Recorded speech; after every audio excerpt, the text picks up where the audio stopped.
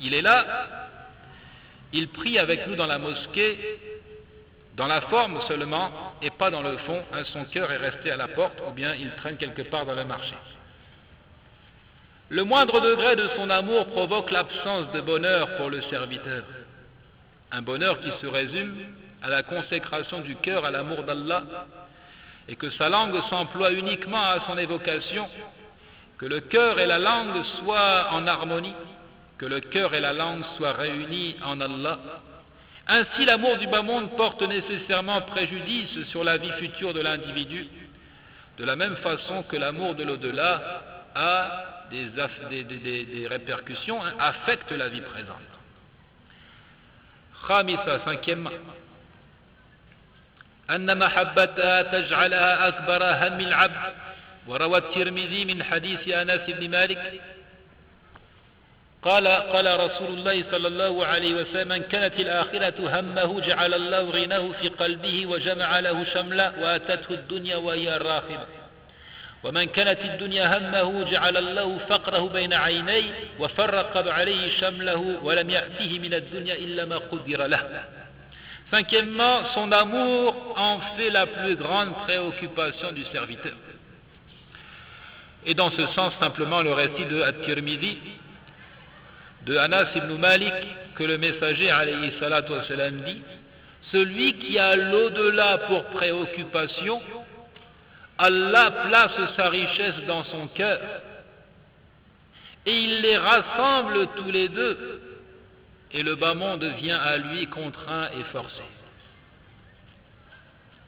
Alors que celui qui a le bas monde pour préoccupation, Allah grave inscrit la misère entre ses deux yeux et il les disperse, et ne vient à lui du bas monde que ce qui est prescrit et destiné.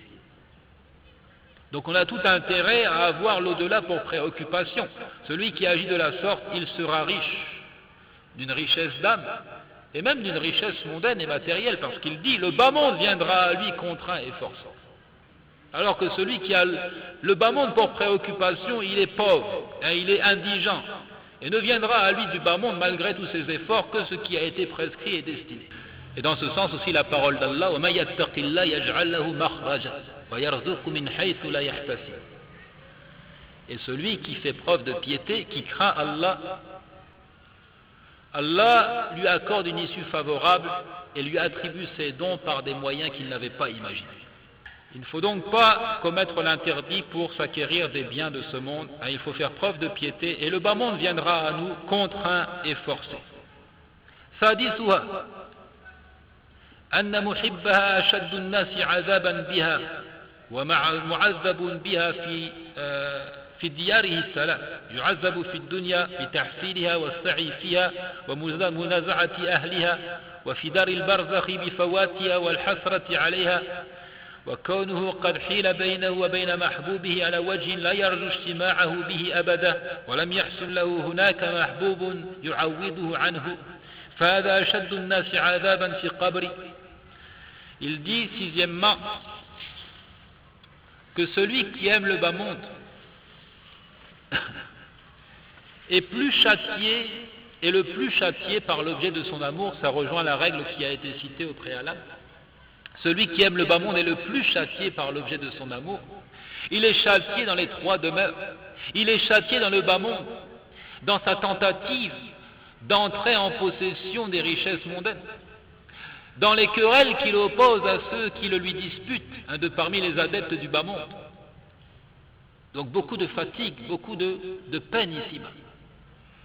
Dans le monde intermédiaire, il est châtié pour avoir manqué le sens de la vie, pour être un perdant, et parce que cette barrière s'interpose entre lui et ce qu'il aime profondément, de sorte qu'il ne puisse espérer le retrouver. Il ne peut pas espérer revenir ici-bas. Il ne trouve pas dans cette vie intermédiaire une autre chose aimée pour remplacer et pour soulager donc sa peine. Celui-là est le plus torturé des hommes dans sa tombe. La tristesse, la mélancolie, le regret le rongent comme les vers et le sable rongent son enveloppe charnelle. L'objectif est ici de rappeler que l'amoureux du bas monde est supplicié dans sa tombe il est châtié le jour de la rencontre du Seigneur tabaraka wa ta'ala. Allah qui dit فلا تعجبك أموالهم ولا أولادهم إنما يريد الله ليعذبهم بها في الحياة الدنيا وتزهق أنفسهم وهم كافرون. C'est un verset qu'on ajoutera également pour illustrer la règle précitée, verset 52 du chapitre 9, que leurs biens et leurs enfants ne t'émerveillent point.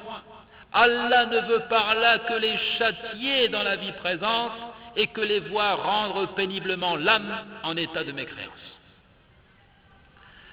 Et certains des anciens de la communauté disaient يعذبهم بجمعها وتزهق أنفسهم بحبها وهم كافرون بمنع حق الله فيها.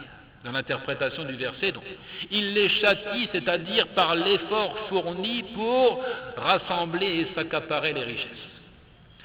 Ils rendent péniblement l'âme à cause de l'amour qu'ils leur vouent, et ils sont mécréants, puisque refusant de respecter le droit d'Allah au travers de ses biens. Et septièmement et dernièrement, أن عاشقها ومحبها الذي يؤثرها على الآخرة من أسفه الخلق وأقلهم عقله إذ آثر الخيال على الحقيقة والمنام على اليقظ والظل الزائل على النعيم الدائم والدار الفانية على الدار الباقية وباع حياة الأبد في أرغد عيش بحياة إنما هي أحلام نوم. Septièmement, que celui qui aime le bas monde au point de lui donner la priorité sur l'au-delà est le plus idiot des gens, le moins raisonné qui soit. Il a donné préférence à l'illusoire sur ce qui est bien réel, préférence au sommeil sur l'état d'éveil, préférence à l'ombre qui s'efface sur la grâce ininterrompue, donner préférence également à la demeure éphémère sur le lieu de séjour éternel. Il a vendu la meilleure vie qui soit pour des rêveries. L'homme intelligent ne se laisse pas tromper par ses chimères. قال يونس بن عبد الأعلى ما شبهت الدنيا إلا كرجل نام فرأى في منامه ما يكره وما يحب فبينما هو كذلك انتبه. Yunus ibn Abd al-A'la disait: je n'ai comparé le bas monde qu'à un homme qui a dormi et qui a vu dans son sommeil ce qu'il répugne et ce qu'il aime. Il a rêvé et au travers de ses rêves, il voyait des choses qui lui plaisent et d'autres qui ne lui plaisent pas. Et alors qu'il était ainsi, d'un seul coup, il s'est réveillé. Alors qu'il était ainsi, il a repris conscience. Il veut dire par là, il est mort et il a pris conscience des réalités de cette existence. Et la chose la plus ressemblante au bas monde est une ombre que l'on pense être une réalité constante alors qu'elle est constamment en train de se contracter et de se rétrécir.